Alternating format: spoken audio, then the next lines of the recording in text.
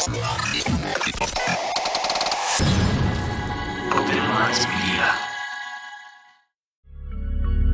reality we live in can be a very strange place. Most of the time, fact being stranger than fiction. How will we ever start to understand this reality we live in unless we question everything? Join me and a guest as we unravel the mysteries of this reality, one topic at a time. This is Inquiries of Our Reality with Shayn Jones. Reality isn't what it seems. Abductees taking aboard a craft with a tractor beam. Is life a simulation or an astral dream? Aliens travel through black holes in different galaxies. Life is a bizarre odyssey with a mic talking about philosophy. Well, Bigfoot is stalking campers as a Wendigo walks through the woods of sharpened antlers, using a Ouija board to talk to the dead like a necromancer. With so many questions and not enough answers. So if you're interested in mysteries and abnormalities, tune in and listen to Inquiries of Our Reality. So if you're interested in mysteries and abnormalities, tune in and listen to Inquiries of Our Reality.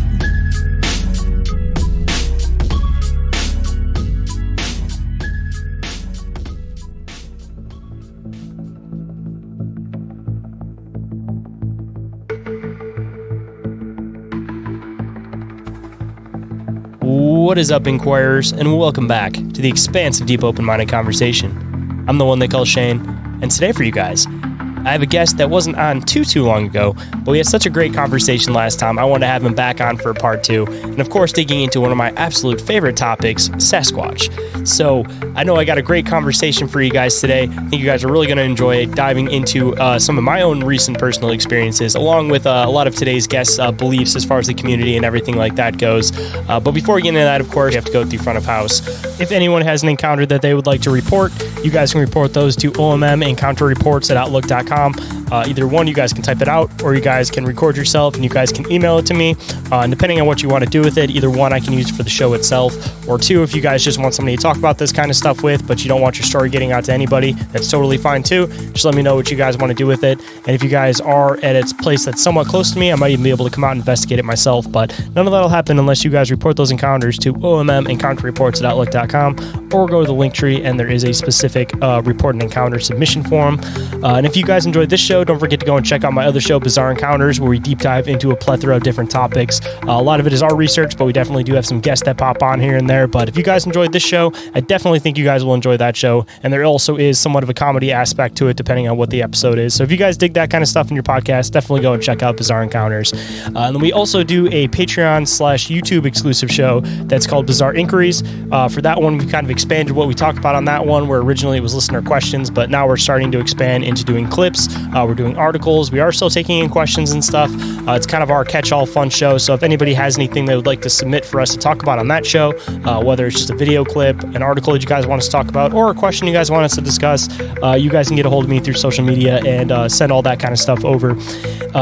And if you guys want to support the show, a couple different ways to do so. Number one is to go and join the Patreon. Over there, I have a $1, a $3, and a $5 tier. All of them have 7-day free trials, and there will be a lot of expanding as far as the Patreon goes. So go and sign up now and make it so that I can keep expanding it. I'd like to do some hangouts and some other stuff, but I'd like some more people to pop in for that one because I'd hate to go live and only have a couple people show up. So if you guys are interested in getting involved in all of that stuff and expanding the Patreon with me, you guys can go and check that out. And again, use that 7-day free trial. And the second way you guys can support the show is through the Open Minds Media merch store. Over there, it's not just podcast designs, it's a bunch of cryptid, UFO, conspiracy, paranormal related type designs. There is, of course, a handful of podcast related designs, but the majority of the shop itself is a bunch of other non-podcast related designs. So don't think if you go and check out the Open Minds Media merch store that it's all just going to have my logo on it. It's definitely extended past that, and it's something that I want to continue pushing. One of my new designs that I did was my Reptilians for America one. I also did a Respect the Forest one with Sasquatch on it. So if any of that stuff sounds cool to you, you guys can go and check that out. I have some more designs that I am working working on that will be hitting the store soon. And if you guys want to scoop anything for yourself, you guys can use code Crypto10 at checkout for 10% off.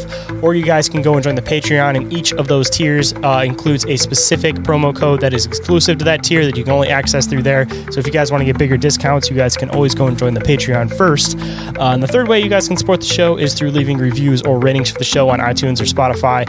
Anything you guys are willing to do, I definitely appreciate it. If you guys think I deserve a rating for the show, I'd absolutely love to be able to read those 5-star reviews from iTunes and stuff on the show. But the only way the show is going to continue to be able to keep expanding and make it so I can have more people coming on and sharing their encounters, and we can expand this community of inquirers and open-minded folk, is with your guys' help. So anything you guys are willing to do, even if it's sharing the show, I greatly, greatly appreciate.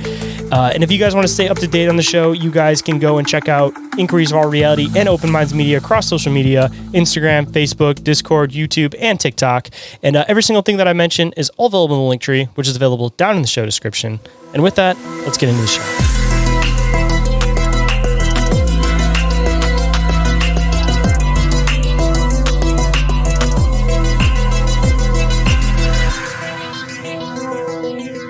Please welcome back to the show, Brian King Sharp from Sasquatch Odyssey. How's it going today, man? I am good, man. How are you? Not too bad, man. Absolute pleasure to have you back on the show. We're kind of talking a little bit beforehand about, we had some idea what we're going to do for part 2, but both of us, it slipped our minds. So at least somewhat we know we didn't get too far into the book last time. So we got somewhat of something we can get into today. Yeah, there's always more stuff to talk about when it comes to Bigfoot, right? That is true. I could actually probably talk about Bigfoot for hours and hours and still not feel like I touched enough ground on it. I mean, there's enough podcasts that are dedicated to it that are on like season 10, and they're still talking about the phenomenon. So that just goes to show how much there really is to talk about, man. Yeah, I think I just posted, I've been out of pocket a little bit. I've been traveling and doing some recording for a documentary and some other things. And I think I just flicked over like 501 episodes, which blows my mind, because when I started this show, I thought there's not going to be that many people I can talk to about Bigfoot. And here we are 500 plus episodes in. It's crazy, man. The phenomenon continues. That's for sure. I mean, it's always evolving too. That's the other aspect of it. I mean, just going from the flesh and blood to now, it seems like the majority of people kind of believe more in like the quantum Bigfoot aspect, or that there's some type of spirituality to it. It's like there are obviously still a lot of flesh and blooders out there, but there's just so much different variety within the phenomenon that it's like every time you talk to somebody about Sasquatch, you kind of have to get a feel for them first before you kind of figure out which way you kind of want to lead the conversation. Because if you have somebody that's strictly flesh and blood, you don't want to get into the quantum stuff. Otherwise, they're going to be like, nah, I don't believe in any of that stuff. Sorry, man. Yeah, I've definitely had to keep an open mind, because I've talked to so many people who have had so many different strange experiences. And I was telling you before we hit record, you know, I was out in the Pacific Northwest recently, and I was recording some stuff for an upcoming documentary. And we had some really strange experiences that obviously I'm under an NDA, so I really can't get into it. Hopefully the documentary will be out in the next 8 to 10 weeks. But some of the things that happened there, I'll be honest with you, it blew my mind, man. And some of what people consider to be woo or high strangeness that people have explained to me over the years of having these kind of experiences, I've experienced them myself, and it makes me scratch my head, man. I don't know. The woo part of it, the high strangeness part of it, is something that's always intrigued me, but I'm pretty much a flesh and blood kind of guy when it comes to these things. So yeah, I'm the same as you. If you're going to talk to Ron Moorhead, he's going to get out there with the quantum physics and some of the weird things he's experienced. But yeah, I'm a flesh and blood kind of guy for the most part when it comes to these things. So, see, my whole thing with it, man, is that it's like, my opinion always changes on the matter, but obviously, like, I kind of ground back into being a skeptic more than anything, but I'm a skeptic who believes in something at least, or has faith in the possibility of something believing. So it's like, I definitely have my ideas on what I think a phenomenon is going to be, but that doesn't necessarily mean I'm not going to take everything else into consideration. Like, if I had to guess on the whole Sasquatch phenomenon, going for like my most literal aspect of my mind, of course it's going to go to flesh and blood, but like you've said, there's too many people having weird experiences where it's like, I've never personally had any like crazy Sasquatch experiences to really be able to put it in any specific camp myself. Like, I've had trace evidence, stuff like that, but it's like until I have that weird off the wall experience that makes no sense, it's like hard for me to go fully into any camp necessarily, even though I do have faith and belief in the people that are telling me their experiences and stuff, and being able to read people's, what they're saying with their body as they're telling about their encounters and everything. So it's like you see the fear in people's eye, you understand that they are experiencing something super weird, but it's like you, of course, again, make your own rational conclusions in your own mind, but you still have to take all this stuff into consideration. Yeah, definitely, man. And I've had so many experiences that I can't explain. And again, I wish I could talk more about some of the experiences I had in the Pacific Northwest, but it's until you have that one experience that takes you beyond, because I think we talked about it a little bit the last time I was here. I'm very skeptical when it comes to stories and people's experiences. But when you have that one experience that takes you from the experiencer to the I want to believe to the knowing, it's indescribable, man. I really don't even know how to put it into words at this point. But so many people have weird experiences that can't be explained. I mean, one of the things that's always fascinated me, and I don't know if we talked about this a little bit before in the previous episode or not, but some of the people who have habituation situations, it's been one of those things that has always fascinated me is you have these people who say, we've got a group or a family of Sasquatch living on our property. And the amount of experiences people have with these creatures, I couldn't imagine, right? I mean, I have found footprints on our property. I've heard vocalizations. I've had rocks thrown at me. I've had other things that I've experienced. But when you have these things living in close proximity to you and your family, that's one of the weirdest things about this phenomenon that it's hard to wrap your brain around. And one of the things that has probably one of the most fascinating things about it is these people who claim to have these experiences. I always say, one of the first things I say to them is, do you have documentation of these experiences? Because if you're living with a group or a family of Sasquatch in close proximity on your family's property, you should have photos, you should have video, there should be some sort of evidence. And it's almost, at least in my experience, it's rare that they have anything. So it goes back to the anecdotal experience.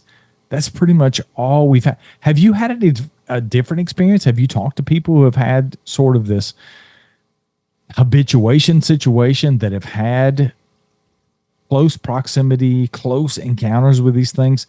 And have you seen any evidence that has compelled you that they're having the experiences that they're sharing with you? I mean, not personally as far as any type of like physical evidence goes. Again, like you said, it's all mainly just people talking about their experiences and talking about their encounters. I mean, the closest I've seen is basically like footprints around like the places where people try to use as like the giving point or like the trading point with them. But other than that, it's like they claim that they've seen them and everything, but it's hard to know for sure. Because I mean, even it seems like a lot of the time they come at night, and the average person doesn't seem to have any type of camera that really takes video that well at night. And if they're off in the distance on their property, like it's hard to catch that depth, even if you are using, night vision cameras and stuff. I mean, maybe if you're using thermo, you could definitely pick some stuff up. And I've seen some definitely fascinating like thermo evidence, but with the thermo evidence, I mean, you're kind of trying to, you don't unfortunately get to see like all the characteristics and all the features and everything of it. You're just basically looking at just like a giant outline. And if you're looking at it when it has like the little scale on the side, I mean, you can get kind of an idea of how big it is. But again, it's like you're not seeing that with your own physical eyes, so it's really hard to differentiate and like know for sure.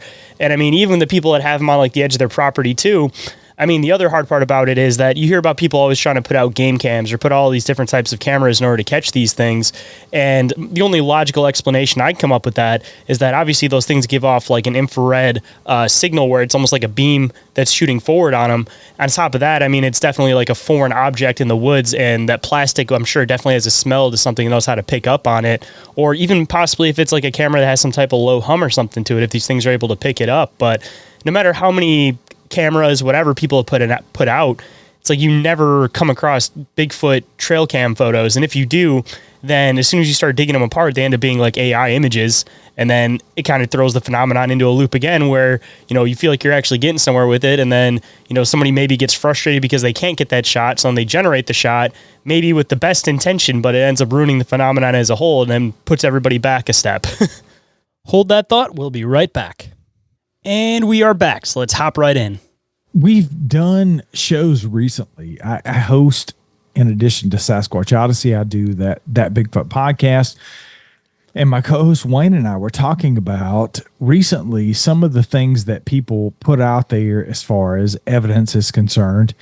And it's happened to me. I mean, I cast some of the best prints I've ever cast last October.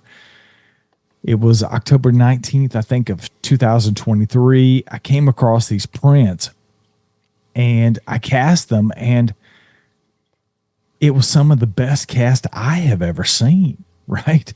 I mean, it was one of those things where we've experienced, and we probably touched on this on the last episode. I've heard vocalizations. I've seen tree breaks. I've seen tree structures. We've had gifting things going on the property, rock stacks, you name it. We've experienced it.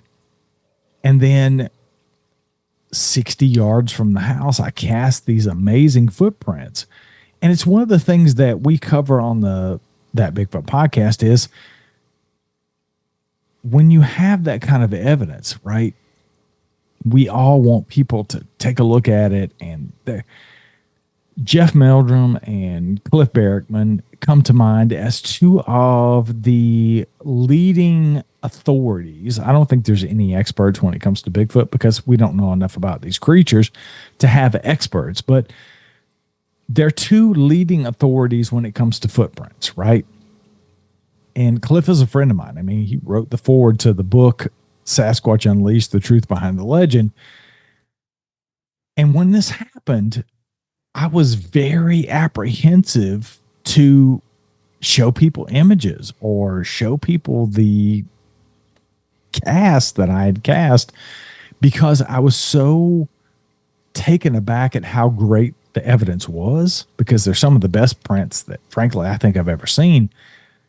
And when I did put it out there, I put it out in the book first and foremost for people to see these photographs of these footprints that were literally 60 yards from our house. And it's something that's come up recently. And certainly I want to get into this conversation with you because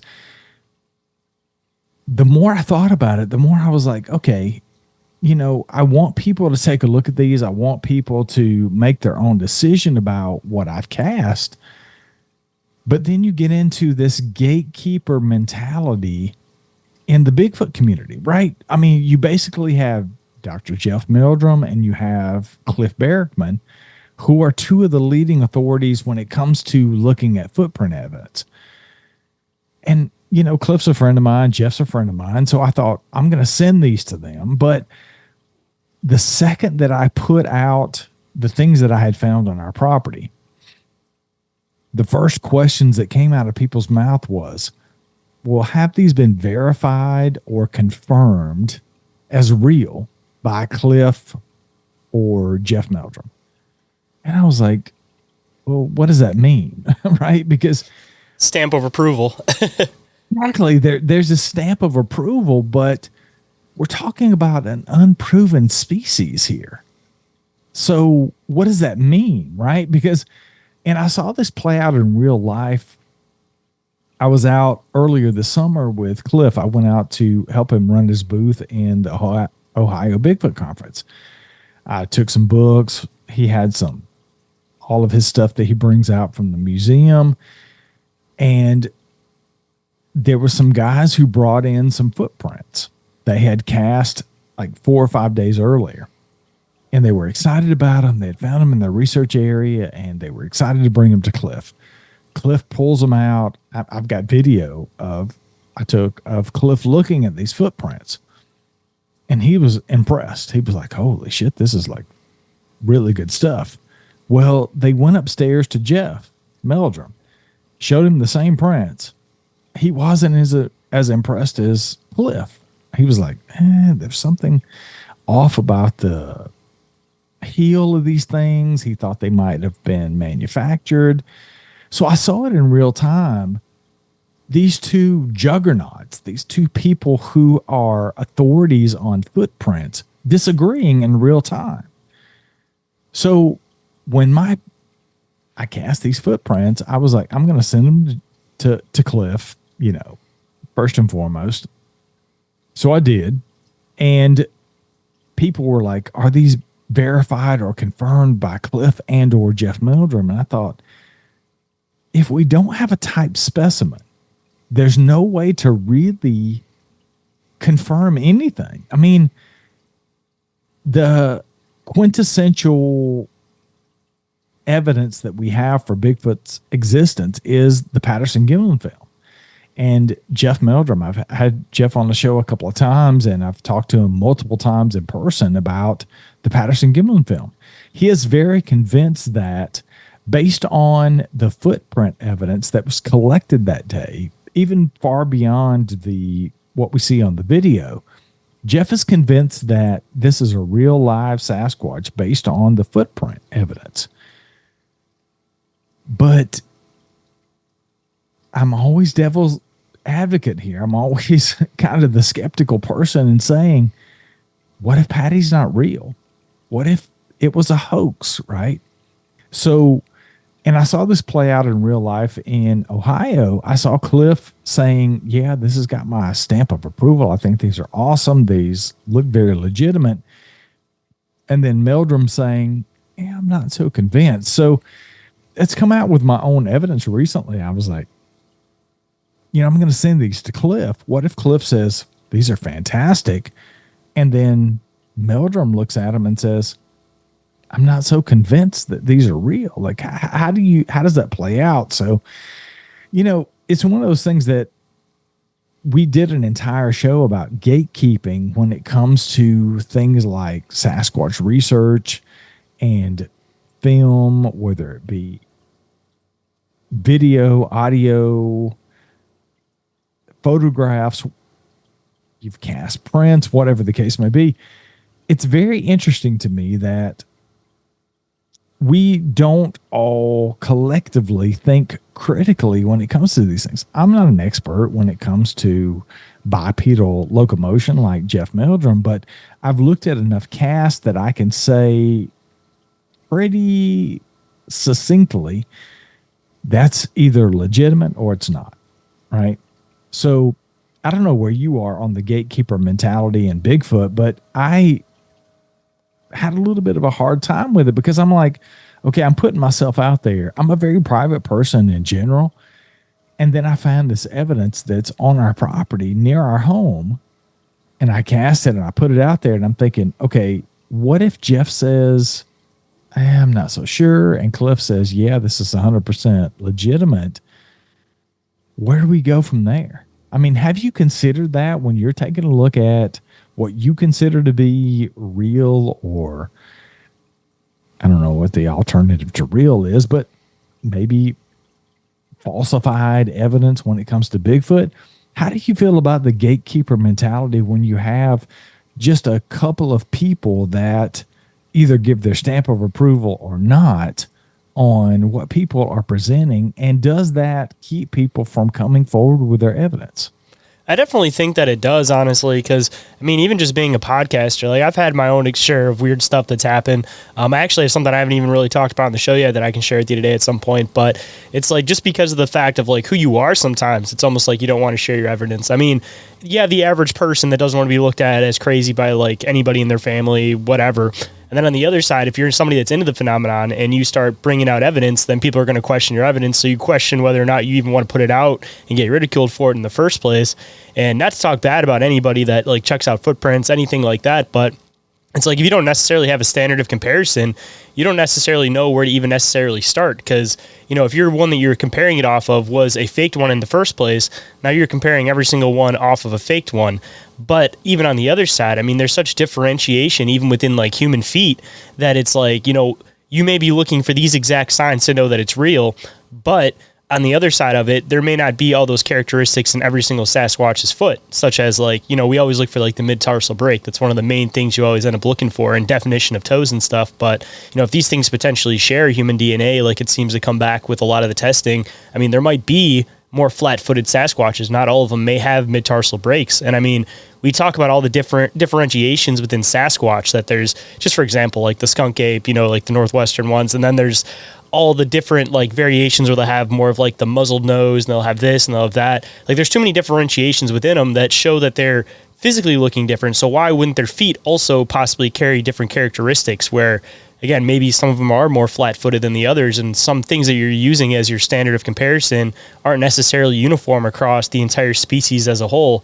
You know, even within like human feet, I mean, look at like, you know, somebody from, you know, Europe versus somebody in the US, like I guarantee you the shaping of the foot's completely different because they've developed totally differently, or even people in Asia versus people in Africa. So it's like, if we're just using one, say like Asian foot as like the standard of comparison for all of them, then if they don't line up with that, you're going to say, oh, this African footprint is fake, this footprint's fake, this footprint's fake, because you're looking for that specific thing when, again, it's not universal for the entire phenomenon. It's just for that specific location possibly. Yeah, and that's the thing that really, like Cliff came back when I sent him the cast. I had to go through the process, just making a mother mold to recreate these footprints is a process. So I got that done. I sent him the first cast that came out of the mold, and he was talking about toe stems and how interesting they looked on particularly the left foot versus the right foot. And he gets into all of this stuff. But again, like you said, it all goes back to if they're basing their analysis off of a foot that might or might not have been faked, where do we go from there? Right? I mean, because we don't have a type specimen to compare these things to, it's difficult to say what's right and what's not right. So yeah, it's one of those things that I think we should definitely take a closer look at and talk more about when it comes to the Bigfoot community, as these gatekeepers that we all look at, and how much of the stuff that's come out might have been looked at by the gatekeepers and said, you know, I'm not so sure that's true, or I'm not so sure that's real. And how much evidence are we missing, and how much evidence is out there of people saying, yeah, I'm just not going to bring it forward because I'm so afraid of the ridicule? Or what if somebody says what you have is fake? What do you do after that? Right? Especially if it's something on your property too. I mean, you're the only one that knows the truth about it necessarily if you're the person that's bringing in a footprint off of your property. So it's like, if you live on an area where there's no neighbors for miles, there's nobody that walks around, you know, you live in an area where it's like you don't go on other people's property, otherwise you might get greeted with a bullet. You know, if you find a random footprint in the middle of your property there, it's like, you know, in your mind that it's real. There's nobody that could have been on your property and placed that. But if you take it to somebody and they say, oh, I think this is fake, I mean, a million different ideas circle around in your mind. Either one, there's somebody messing around on your property, or two, you know, it's legitimate, but it wasn't looked at as legitimate. But more often than not, I feel like in those specific areas, if you find a giant footprint in the middle of your property and nobody's around for miles and miles, there's no other answer about it. Like, there's not just random people with giant feet running around in your woods barefoot. Like, that doesn't make any sense. But like, only you know the truth on that one if you take it to somebody and they say that it doesn't look like a real footprint to them. But the other hard part too is that it's like, judging on how old the footprint is. Like, of course, you're going to get those almost perfect footprints on like the side of like a riverbed or somewhere where there's wet soil where it'll actually squish in. You might actually get some toe patterns and stuff. But if it's like dry soil or partially like loose and dry soil, they step into it. It may have that outprint and that shape, but it's not going to have that definition. And just because that, it more than likely, I mean, that could definitely be a 100% real footprint, but it's not going to get confirmed as so just because of the fact that there wasn't the opportunity for there to be that hard, firm definition where you can see the mid-tarsal break, or you can see toe definition, or you could see like hair kind of splitting the mud left and right to make it look like the foot was hairy around the outside. It's like you wouldn't get that depending on the condition, but it doesn't necessarily discourage it from being real or fake. It's just the medium in which the footprint happened in. Yeah, and I've cast probably at this point 6 or 7 different prints, and these were by and large they were the quintessential print. It was the perfect storm of moisture and the substrate where I captured these to be perfectly preserved for me to be able to cast the footprints. And it's very much like you said, there's so many things that go into capturing that kind of evidence that, again, it goes back to, I look at like the dermal ridges. I've been doing some research for my own show recently, looking at Jimmy's Chilcutt and some of the dermal ridge evidence in the past with some of like the Onion Mountain, I think it was, cast that had these dermal ridges that were one of the things that made people really pique their interest and look at footprint evidence when it comes to Bigfoot. But there was a gentleman, and his name escapes me at this point because I haven't done the research in the last couple of weeks because I've been traveling. But this guy actually took the time to say, I'm not sure about these dermal ridges. And he did some experiments to recreate what people believe to be dermal ridges in these prints. And he was able to do that to the point where I think it was in like 2000 or maybe 2001 or something along those lines. He was able to take some of these recreated Sasquatch footprints where he had recreated the dermal ridges in around to some of these Sasquatch conventions, to the point where I think Daniel Perez named him Bigfooter of the Year for recreating the dermal ridges that other people thought were indicative of a real Sasquatch. So, it's one of those things where when you get deep into the subject and you look into some of the things that people consider to be the end all be all for, well, this can only be a biological creature. It really is one of those things where if you work hard enough to disprove what certain people are saying, can you do it? Yeah, this guy, it took him several tries, but he was able to recreate these alleged dermal ridges in these prints, and it fooled a lot of people. So I think we have to be careful, in my opinion, when it comes to presenting evidence and showing evidence to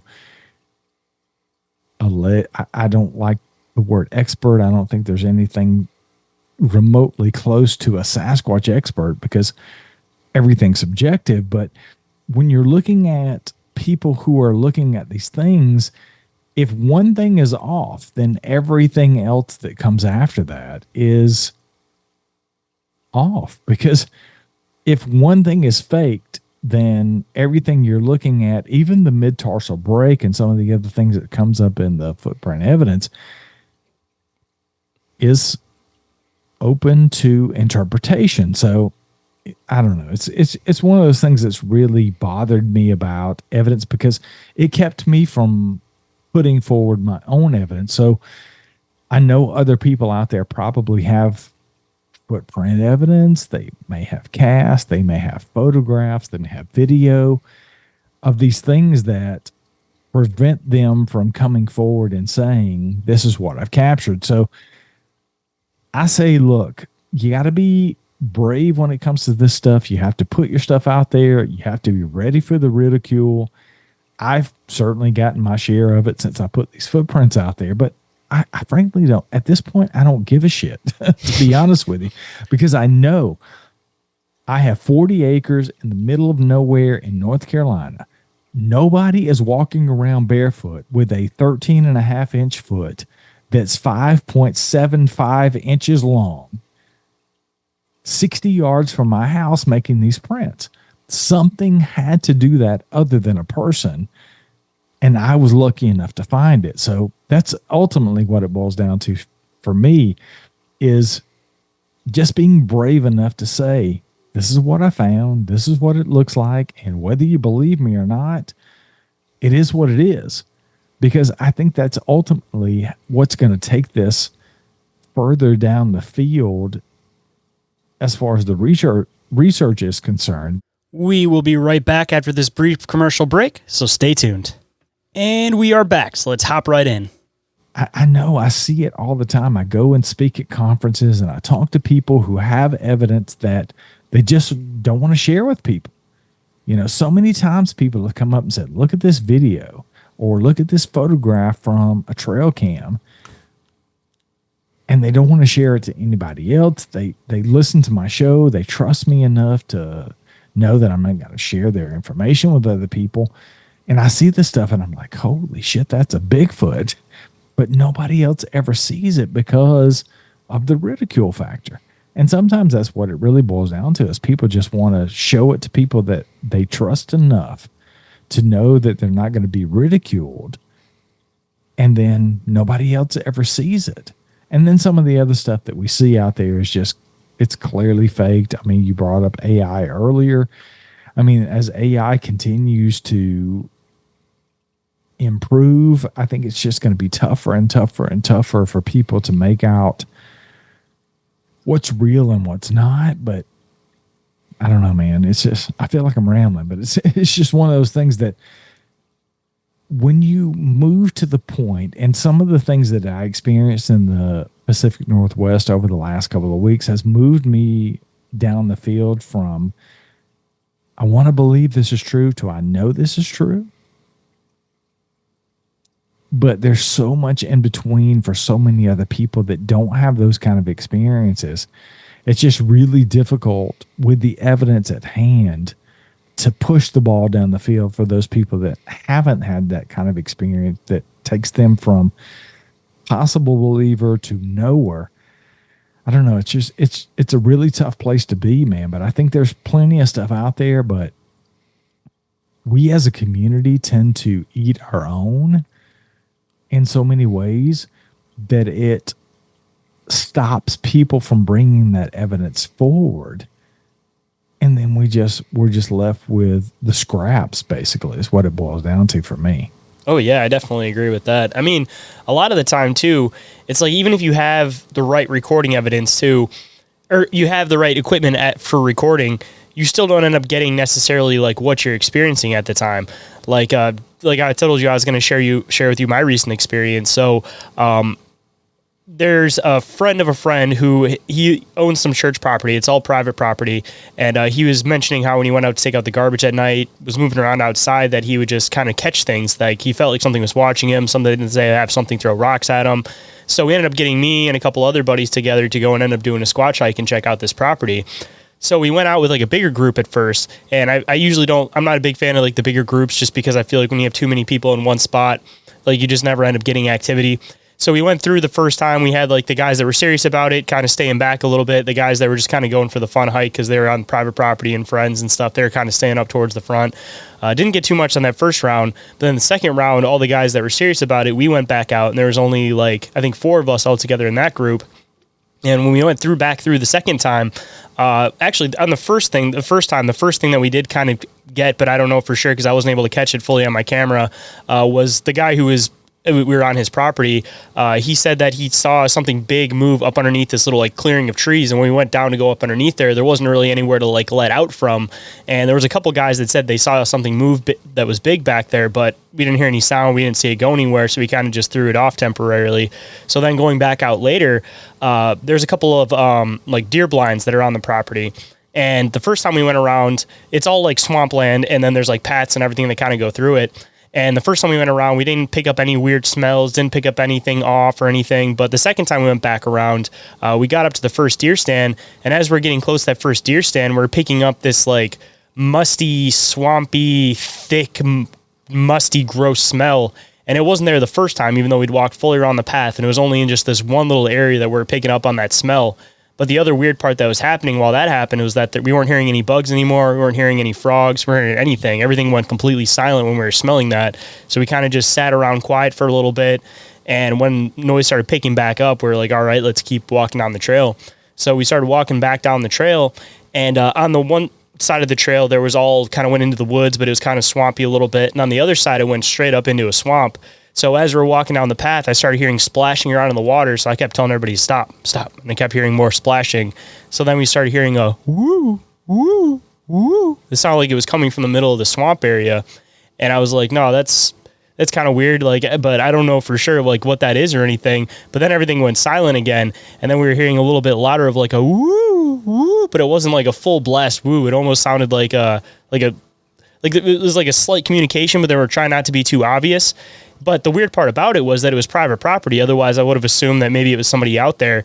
And over on the other side, again, it was all swamp. Like the guy that owned the property said as soon as you step 5 feet off the path, it turns into a couple feet of like swamp water. So there wouldn't have just been some random guy back there messing with us, yelling woo, woo, woo on private property. So it's like not anything super solid that we got our eyes on anything, but it was just like the smell, this faint little like splash with the whooping sound and everything. But even though I had everything recording, it's like you won't really pick up on it unless you were there. But it's just little evidence like that. It's like it kind of defines it for you yourself when you're out here, you're doing all this stuff and you're experiencing stuff like that. But if you try to share stories like that and you don't have like, perfect audio recording of the noises you were hearing and all of this kind of stuff, then it's like people take it with a grain of salt. But again, even being like a podcaster, it's like I don't necessarily always like sharing the experiences I have when I go out because I don't want to be ridiculed for it because, the Sasquatch guy caught Sasquatch evidence. Who would have known? But a lot of the time people don't realize it's like the people who get out are the ones that get the evidence. The people that don't are the ones that don't get the evidence. So, of course, the Sasquatch people are going to get the evidence because they're making the effort to go out and actually put themselves in that experience. But there's always just going to be the internet who's going to tear every single experience apart. And I don't think there's ever going to be solid proof for anybody. Like, even if you put a body in front of people, I think people are still going to say, oh, it was created by this, it was this. It could have been like some weird mutation that happened with a person. Like, people are still going to play it off, even if you have a solid body in front of you. So until like we live in the day where you can go to a zoo and you can just see a family of Sasquatch, I don't think anybody's going to believe the phenomenon, no matter how solid of evidence you have. It's just a matter of like people have had experiences, know or believe or have faith that there is something out there because they haven't necessarily seen anything physically yet. But once you physically see something, there's no going back. But to everybody else who just kind of listens to the podcast, all of that, but they never actually put themselves in that position to actually experience something, like they're never going to get to that next level of knowing or fully believing. They just kind of entertain it as an idea that it could be a possibility and could possibly be out there. And it's more of like a mind experiment than like an actual physical thing that they're out here trying to look for. Yeah, that's one of the things I've had conversations with people in the past is like, why haven't we found bodies? There's so many people looking for Bigfoot. We should have found it by now. And I'm like, to be quite honest with you, there's probably, and this number is clearly subjective. I don't have anything to back this up, but just the probably 1,000 episodes of thousands of interviews I've done at this point with people, there's probably 200 to maybe 250 people that are really invested in this phenomenon, that are looking for these creatures on a daily basis or weekly basis or monthly basis. So the fact that there are millions and millions of acres of places where these creatures could exist, and you may have conservatively 100 to 150, maybe 200 people that are looking for these things on a regular basis to try to find evidence of their existence is a very small, minute portion of our overall population. So that's one of the things that comes up often. People say, well, why haven't there been bodies found? You know, people are looking for these things. You would think there would be more evidence, but not really, because by and large, the majority of the people, let's just take the continental United States, most people think that these things don't exist. So being out in the woods looking for evidence of their existence or looking for the actual creature is almost unheard of. And that's one of the things I wrote about in the book is, I think it was chapter 12 of Sasquatch Unleashed, the Truth Behind the Legend, my new book. I talk about, can we convict Sasquatch in a court of law? And by that, I mean, you mentioned it earlier. If somebody is accused of a crime and you have two witnesses, just two people said, yeah, I saw Joe. He punched Steve in the face. Steve's going to jail, right? I mean, you got two witnesses saying, yeah, they were in an argument and Joe was like throwing his hands up saying, dude, whatever. And then Steve was like, bam, I punched him in the face. If you got two people saying Steve punched Joe, Steve's going to go to jail or he's going to get a fine. So if you look at the phenomenon of Sasquatch in totality and just the collection of evidence, you go back to, say, the 1950s, like 58, you look at the Jerry Crew footprints, and although, a lot of that stuff is said to be faked, some of those are believed to be real.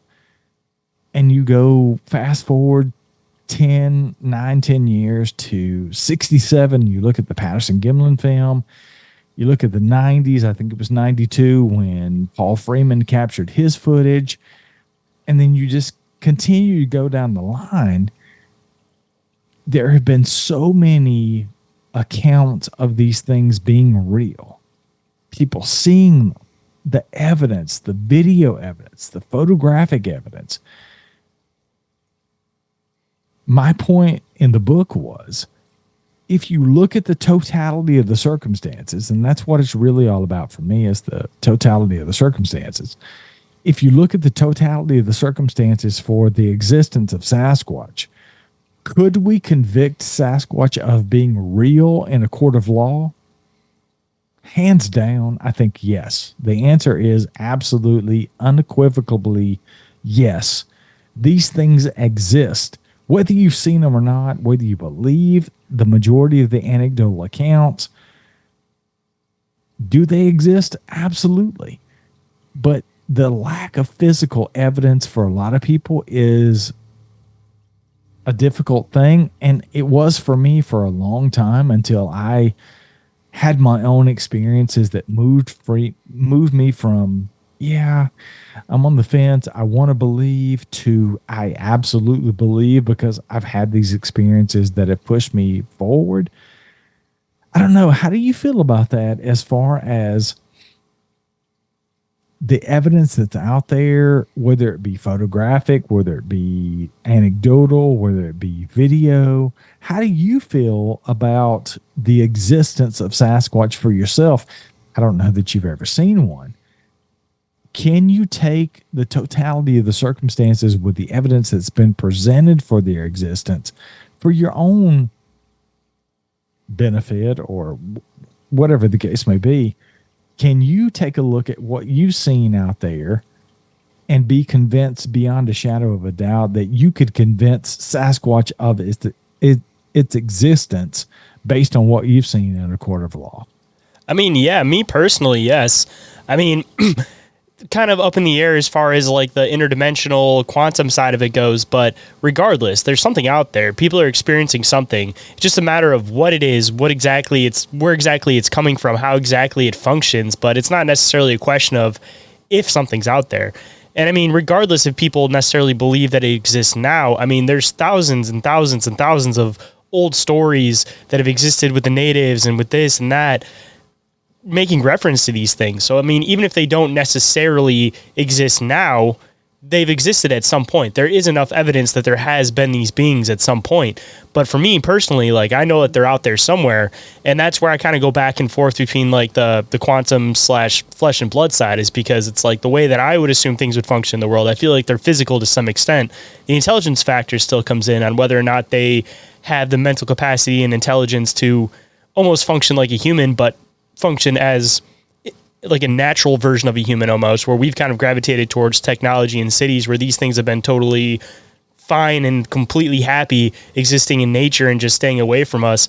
And I mean, that's the other side of it too. People don't want to believe because there's not enough sightings, but I mean, there's thousands of them everywhere. On top of the fact that if you're something like this that exists in the woods, that you've noticed that every experience you have with a human usually ends with them trying to chase you down, shoot you, this, that, then why are you going to stay anywhere near humans? I mean, it seems like any animal that's mildly intelligent, the more a city gets built out, the farther these things go out. And I mean, once they start running out of food, then yes, they start coming in. But I mean, assumably these things are in such deep woods that they're just going to keep going farther and farther out. And I mean, even for like a lot of people that don't want to believe, I mean, I'm kind of curious how many people have had Sasquatch experiences, but they don't believe, so they just completely push it off. Like they went to go take out their garbage at night and they had a rock thrown at them. They're like, oh, you know, it must have been something that fell from a tree, and they just completely brushed it off. Or on both sides of it, where, you know, a hunter thinks that he saw a bear, but it may have actually been a Sasquatch. But on the other side, you know, maybe they saw a bear thinking that it was a Sasquatch. Like it could go both ways on that. Like there's way too much within the phenomenon that I full well 100% believe in this kind of stuff, regardless if, you know, people want to say that like it's woo woo, it's this, it's that, it couldn't exist.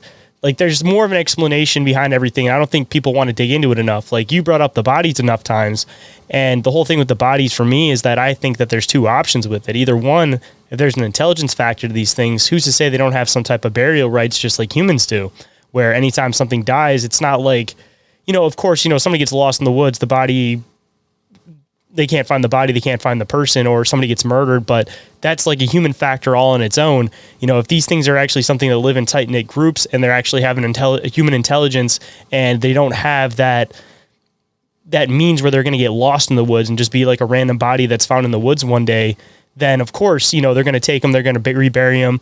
And I mean, even with that though, I mean, people take in enough nasty stuff for all the food and everything that we eat that, you know, of course there's going to be stuff that's going to eat us, but it may not be as tasty as a treat as like a Sasquatch body, for example, where like if you have something that's all completely natural, has no additives, has no growth hormones in it, nothing like that, then it's like a buffet for everything in the woods. So if a Sasquatch body drops, it's like food for so much stuff all at once that either one, it gets completely eaten by everything all around it, or two, these things are burying each other. I mean, I feel like there's so many different factors that could go into all of the different reasons why people say that these things don't exist, that people don't want to logically think about why this could be happening. And I feel like that's more of an explanation than, oh, they just don't exist at all just because we haven't found a body. It's like how often do you find a cougar body in the woods? How often do you find a bear body in the woods? But people aren't looking into those and saying they don't exist. It's just a matter of, again, you know, with a bear, a lot more sightings because they're not as intelligent as we assume for them to be. But for Sasquatch, there is an intelligence factor to them, so they have the knowledge to know to stay away from people.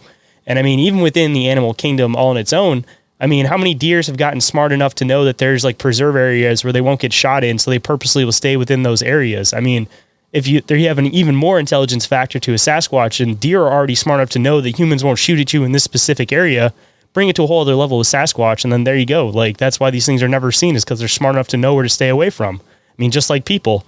I mean, assumably too, if these things have been living forever, even if they don't necessarily read English, you know, if you see something that says like hunting area, or you notice that this certain symbol that has like this thing that looks like a gun with like a cross through it means that nobody can shoot in this area, you can learn symbols and you'll go, okay, I know that we can stay in this area because humans are not allowed to have guns in this area, so let's go deep into this area. Like, I'm sure that over the years they've picked up on human symbols for trails and things like that too. Hold that thought. We'll be right back. Hey guys, I know nobody really wants to listen to ad breaks on podcasts, so instead of actually listening to those, why don't you go and check out some of the sponsors and affiliate links for the show instead? Number one, you guys can go and check out IKNOWSQUATCH for all of your squatchy gear needs, or you guys can check out Cryptoteeology for all of your wearable cryptid favorites, or you guys can check out Snarly Yow for a fantastic natural line of beard oil, beard balm, beard shampoo, and body wash, all with an enticing woodsy aroma of smoky cedar with a hint of mint. And he also puts on a lot of fantastic events around the West Virginia area. So if you guys are in that area, make sure you guys go and check it out and see what kind of events he's putting on, because he definitely brings in an awesome group of people. And you guys can go and check out Big Ape Threads for all of their Bigfoot and cryptid related designs. And going into the affiliate links, you guys can always go and check out the newest sponsor to the show, Oregon-ite, specializing in scale model pyramid replicas, EMF protection devices, and much more. And if you guys find any pieces that you guys want to scoop for yourself, you guys can use code OMM for 10% off at checkout. And to all the paranormal investigators out there, you guys can go and check out the Chattergeist. It is the all-in-one paranormal investigating device. My absolute favorite. I use it every single time I go out. And if you guys have any technical questions about it, you guys can always go and hit up Barry over there in Dimension Devices on Instagram. He's the guy that programmed and developed it, so he'll be able to answer any of your guys' technical questions for it. And if you use the affiliate link, you guys will receive 10% off at checkout. And just a heads up, the company is based in the UK, so when you check it out on the website, it will be in pounds. But when you guys use PayPal, it will convert over. So don't think that you guys can't scoop one just because you don't live in the UK. And don't forget to check out the affiliate link for Sticker Mule to receive a $10 credit towards your first purchase. Over there, you can get a bunch of stickers printed, t-shirts, posters, all that kind of stuff. So if you guys are another podcast and you guys are looking for good quality stuff in order to print your logos on, Sticker Mule is definitely the place for you. And more information on all of those, of course, is available down in the show description. Let's quickly run through some commercials and get back into the show. And we are back, so let's hop right in. Gigantopithecus comes to mind. I mean, Gigantopithecus existed in Asia for 1.5 million years. And all we have in the fossil record is like 2 jawbones and 1,000 or so individual teeth. And only because porcupines pulled these things into certain caves where they were eventually found. And that's one of the things that always comes up when Sasquatch, well, why have we found a body? Well, again, Gigantopithecus was a huge primate that existed clearly in the fossil record, but because of the circumstances and where they lived and the areas in which they lived, we only have 2 jawbones and 1,000 or so teeth. And it's only because porcupines dragged them into these certain limestone caves to eat them that we even know that Gigantopithecus existed. So, you know, and it comes down to, again, it's a very subjective thing, but I have a show that I started last year called Backwoods Horror Stories. And I take stories that people submit and I read them. One of the most recent ones, and probably arguably one of the most controversial stories that I've read, was the story of Coda. And this lady who had an experience with a Sasquatch where, I mean, it's kind of controversial, but I just say it. They had a relationship and she had a baby with the Sasquatch. And the baby was stillborn, and Coda came and took the baby and buried it.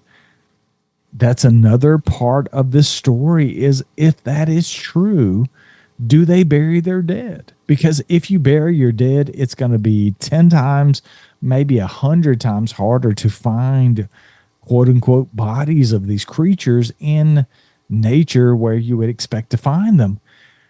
But again, it goes back, it's full circle. It goes back to how many people are looking for them. I mean, I've explored our 40 plus acres here in North Carolina for years, and I've never found a body of a predator. Very rarely do I even find deer bones. So it's one of those things that you can use that as an argument against the existence of these creatures all you want, but ultimately, if you really get down to the science of where the bodies and why is, I mean, less than 1% of the entire fossil record of our existence exist in totality now. So, I mean, the fact that Sasquatch isn't a part of the fossil record, to me, is it doesn't hold water against the argument for these creatures existing. So, it's one of those things that it goes back to, like I said, about the book. Can we convict these creatures of existing in a court of law? I certainly believe we can, based on what we've seen so far as evidence. If you just take the couple of videos that most people agree that are real, and you take the footprint evidence, you take the anecdotal experiences of thousands of people that have had experiences with the creatures, including myself, can we convict them of existing? I wholeheartedly say 100% yes. I definitely agree with that. I mean, even too, going back to the burial thing, if you take in the whole factor of emotion, I mean, even if they aren't as intelligent, so to speak, as people, but they still feel like emotions. Like, you'll see it with like chimps and stuff that like one of their babies will die and they'll carry it around for a while because they're sad. They feel remorse for it and stuff. And I mean, there's enough Sasquatch experiences that people have where they feel like these things are trying to scare them out of the woods, or they'll have these weird experiences where there'll be like some kind of predator nearby, and then they'll hear like a squatch whoop, and then all of a sudden like the predators will take off. Like, it almost seems like these things do feel sympathy. They do feel sadness. They do feel grief.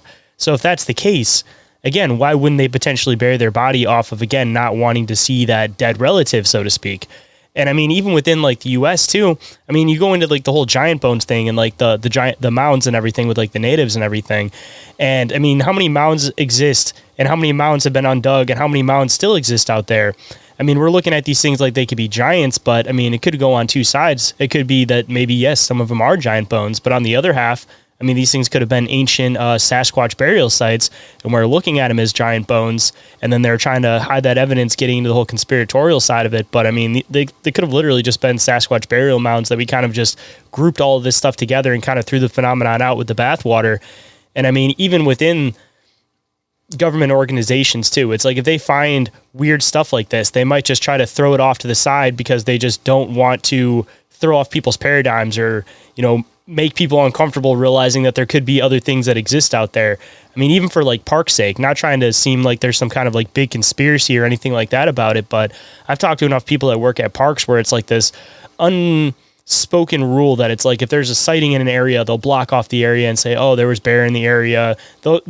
People in DNR, it seems like they talk about this stuff. They know about this kind of stuff. They kind of keep it on the back burner. But I mean, even theoretically, if you were a DNR, if you were a park ranger, worked for the DNR, and you found a Sasquatch body, more than likely you're going to get rid of it.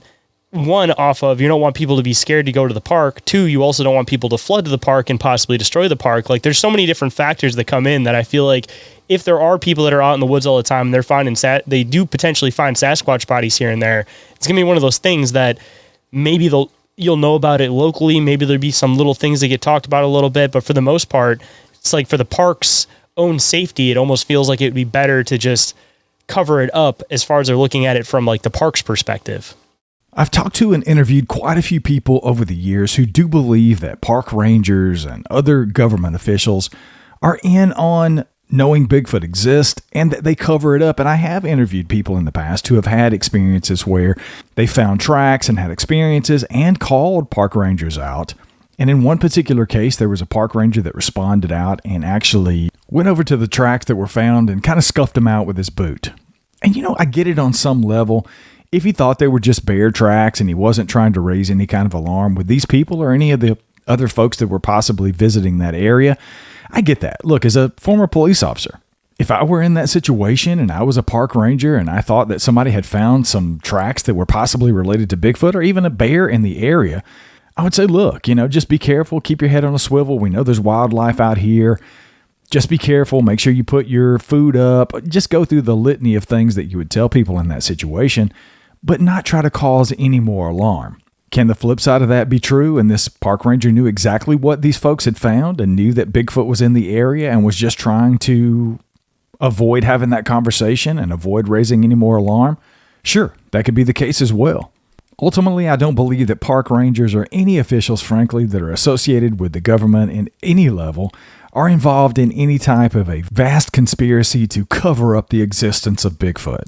Are there park rangers out there in their areas that they patrol all the time? Are they aware that Bigfoot exists? Absolutely. I think they probably get a lot of reports from people that are passing through the area that have weird experiences, and they call the rangers and they have those kind of conversations on the spot, and then they move on to something else. Hold that thought. We'll be right back. And we are back, so let's hop right in. I always love doing words of wisdom from the guests to the listeners. So if there's any words of wisdom you could bestow on the listeners, what might it be?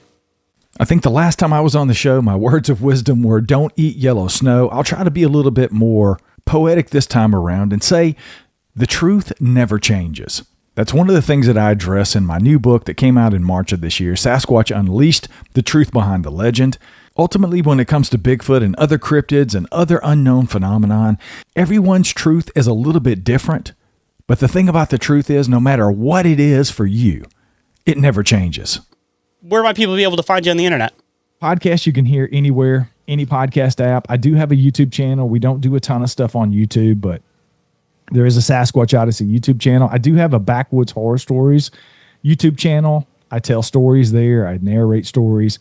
It's also an audio podcast, so you can get that anywhere you listen to podcasts. And then Wayne and I host a show called That Bigfoot Podcast.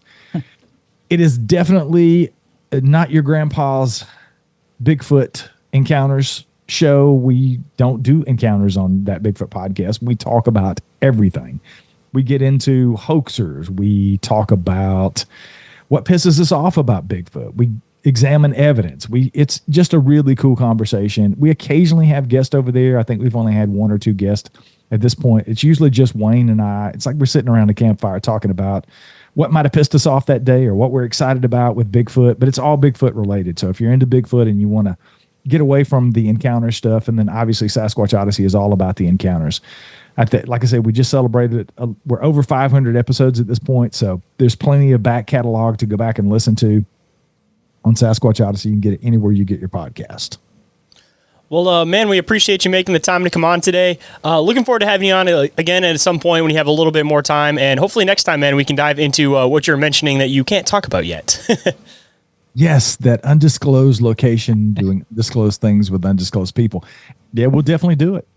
If anyone would like to get in touch with me for any reason whatsoever, you guys can email me at inquiriesofallrealitypodcast@outlook.com, or you guys can get a hold of me through social media, Instagram or Facebook, or you guys can also get a hold of me through the submission forms, which are available on the Linktree, one of which is to contact me, and the other one is to report those encounters. So while you're at it, don't forget to report those encounters to either that or through the email at ommencounterreports@outlook.com.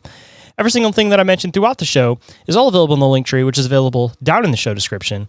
And with that, hope you guys enjoyed the conversation. I hope it connected some dots for you in your own reality, and I'll catch you on the next one. Have a good night, everybody.